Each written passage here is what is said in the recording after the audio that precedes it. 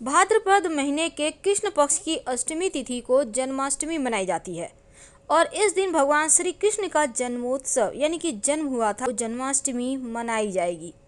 इस दिन व्रत भी रखा जाता है, पूजा पाठ किया जाता है, क्योंकि मध्य रात्रि में भगवान श्री कृष्ण का जन्म हुआ था, इसीलिए इसी समय उनका जन्म कराया जाता है। उन्हें उनके लिए पालना सजाते हैं।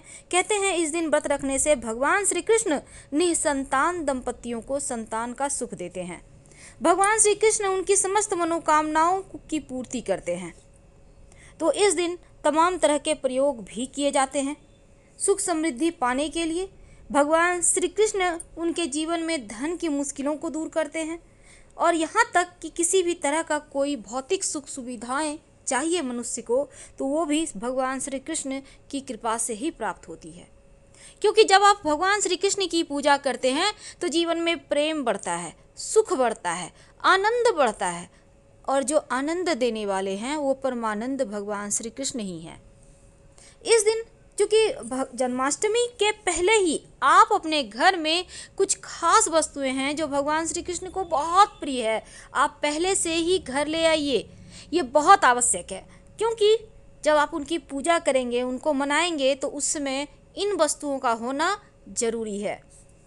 तो भगवान श्री कृष्ण को मनाने के लिए ऐसी 7 चीज़ें हैं जो आपको घर में ज़रूर लाना चाहिए। सुख समृद्धि लेकर आती है ये चीज़ें, और ये चीज़ें खुद भगवान श्री कृष्ण ने युधिष्ठिर को कहा था। तो चलिए जानते हैं। पहला है चंदन। घर में चंदन का होना हमेशा ही शुभ माना जाता है, क्योंकि जिस घर में चंदन होता है उस घर में राहु एक्टिव नहीं होता। राहु वहाँ के रहने वाले लोगों को हानि नहीं पहुँचाते। और चंदन सभी देवी देवताओं की पूजा में यूज किया जाता है। तिलक लगाने से शांति मिलती है, और भगवान श्री कृष्ण को आप अगर तिलक लगाते हैं चंदन का, तो मन भी आपका भी प्रसन्न रहता है। दूसरा है वीणा। घर में किसी ऐसे शांत एकांत स्थान पर वीणा रखिए कि वीणा घर में रखने से माँ सरस्वती की कृपा बरसती है। अब जरूरी नहीं है कि आप बड़ा सा लाएं, छोटा सा आप ले आ सकते हैं, उसकी तस्वीर ला सकते हैं, पिक्चर भी चलेगा। तो घर के सभी सदस्यों की बुद्धि का विकास होता है।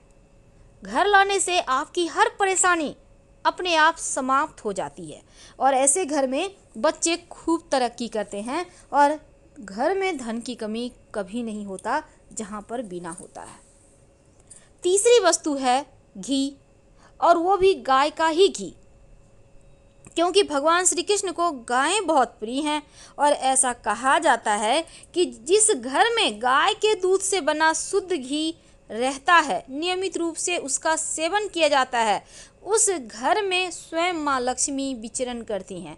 इसीलिए लोग अक्सर घी का दिया तो जलाते ही हैं, लेकिन थोड़ा न थोड़ा खाने में व्यवहार जरूर करते हैं। घी से वैसे भी शक्ति मिलती है, शरीर स्वस्थ रहता है, और आप पूजा में घी का दिया जरूर जलाइएगा। चौथी है शहद। शहद आपके घर में जरूर होगा, नहीं है तो कोई बात नहीं, जन्माष्टमी के पहले ही घर ले आइए। शहद रखने से घर के वास्तु दोष शांत हो जाते हैं।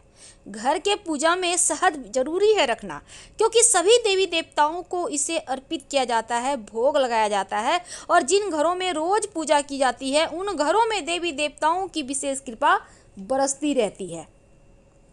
तो आप शहद लाकर अपने घर में जरूर रखिए, क्योंकि ये बहुत ज़रूरी है। और पांचवी वस्तु है, अगर आपको गंगा जल मिल जाए तो अच्छी बात, नहीं तो आप शुद्ध जल, साफ सुथरा जल ही इस्तेमाल कीजिएगा। घर में आए मेहमानों का स्वागत भी शीतल जल से ही करना चाहिए।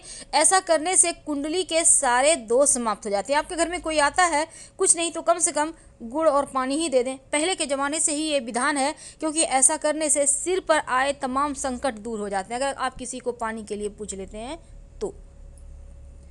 बांसुरी।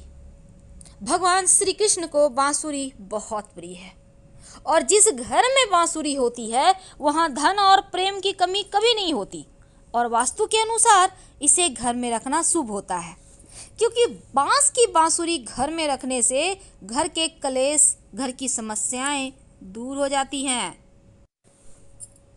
और ऐसा माना जाता है जिस घर में बांसुरी होती है, आप चाहें तो एक चांदी का छोटा सा बांसुरी ले आइएगा और भगवान श्री कृष्ण की तस्वीर में लगा दीजिएगा। संभव हो तो उस बांसुरी में मोर पंख डाल दीजिए या भगवान श्री कृष्ण के माथे पर सजा दें, क्योंकि जन्माष्टमी के पहले ये चीज़ें घर जरूर लाकर रख लीजिएगा।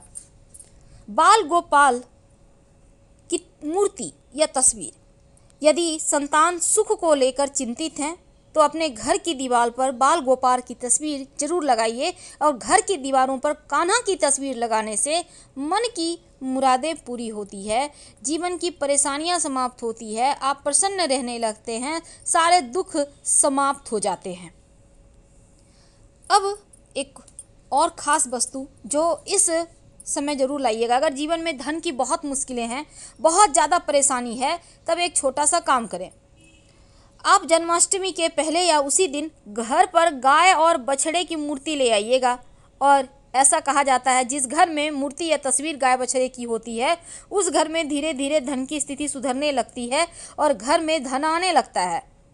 अगर आप भगवान श्री कृष्ण का कृपा पाना चाहते हैं तो पारिजात के पुष्प, जिसे हम हरसिंगार कहते हैं, वो भगवान श्री कृष्ण को आप जरूर अर्पित करें, क्योंकि जिस घर में हरसिंगार का पौधा होता है या जो भी भगवान श्री कृष्ण की पूजा में हरसिंगार के फूलों का यूज करता है, उसकी समस्त मनोकामनाएं भगवान श्री कृष्ण पूरी कर देते हैं।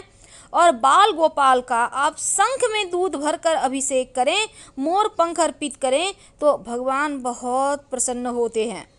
अगर चाहते हैं कि जीवन में तमाम सुख, समृद्धि, ऐश्वर्य सब कुछ आपको मिलता रहे, तो जन्माष्टमी के दिन भगवान श्री कृष्ण को चांदी की बांसुरी अर्पित कीजिएगा। और फिर पूजा करने के बाद आप चाहें तो भगवान श्री कृष्ण के पास ही रहने दें या फिर अपने तिजोरी में या पर्स में रख लें। छोटा सा चांदी का मिलता है बांसुरी, आपको मार्केट में आराम से मिल जाएगा।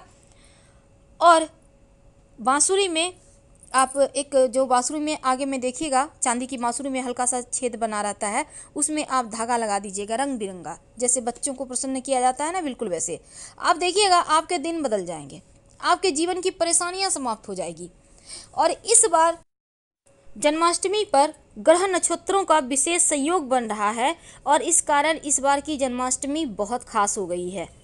क्योंकि भगवान श्री कृष्ण का जन्म रोहिणी नक्षत्र में हुआ था और ज्योतिष की माने तो इस बार जन्माष्टमी पर रोहिणी नक्षत्र और अष्टमी तिथि दोनों ही एक साथ विद्यमान रहेगा। और साथ ही वृषभ राशि में चंद्रमा संचरण करेगा और दुर्लभ संयोग के कारण जन्माष्टमी का महत्व और भी बढ़ जा रहा है। तो इस दिन सच्चे मन से भगवान श्री कृष्ण की पूजा करें तो आपकी समस्त मनोकामनाएं पूर्ण होंगी। तो जन्माष्टमी के दिन पूजन कैसे करेंगे?